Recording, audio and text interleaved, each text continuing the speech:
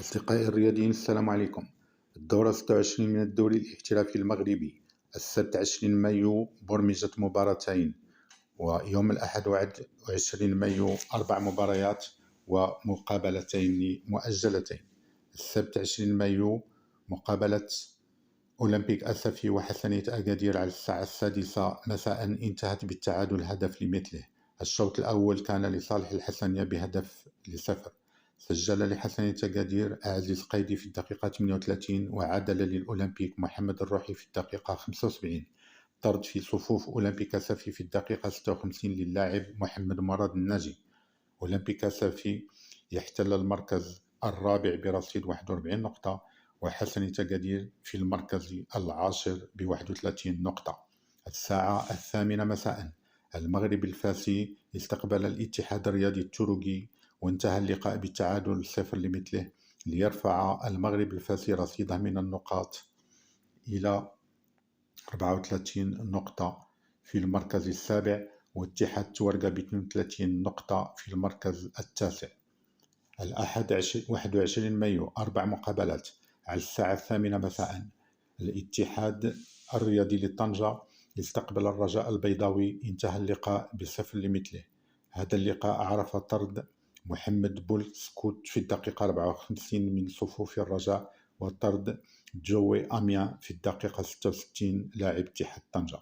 الرجاء في الرتبة السادسة ب36 نقطة، ويبقى الاتحاد في المركز الخامس عشر ب22 نقطة. ديربي الشرق بين المولودية الوجدية ونهضة بركان انتهى بهدفين لواحد لصالح النهضة.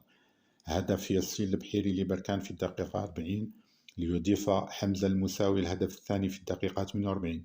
زكريا حمادي يسجل للمولودية في الوقت البدلي الضائع 90+10.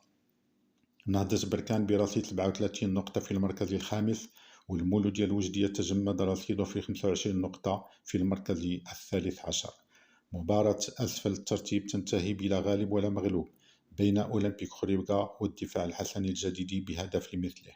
أسامة حفاري يعطي التقدم للأولمبيك في الدقيقة 34 من ضربة جزاء، ويعدل النتيجة للدفاع الحسني الجديدي طاهر بن عمر في الدقيقة 49، ليبقى الأولمبيك في المركز السادس عشر ب 22 نقطة، والدفاع الجديدي يحتل الرتبة الرابعة عشرة برصيد 24 نقطة.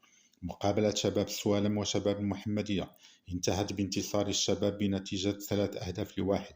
السوالم استقبل الشباب على أرضية البشير بالمحمدية. عزيز النخلي يسجل الهدف الأول لشباب المحمدية في الدقيقة 45، ليضيف نفس اللاعب الهدف الثاني لفريقه في الدقيقة 63، ويسجل الهدف الثالث أسامة الزمراوي في الدقيقة 79 لشباب المحمدية، قبل أن يسجل هدف الشرف لحسن دحدوح لشباب السوالم في الدقيقة 88.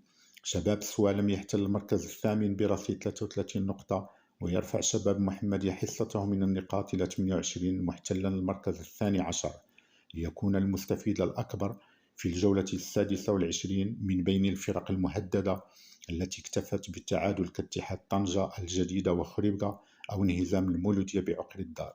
للإشارة، المقابلتان المؤجلتان برمجتا ليوم الاثنين 29 مايو بين الوداد والمغرب التطواني والفتح الرياضي والجيش الملكي. والسلام عليكم.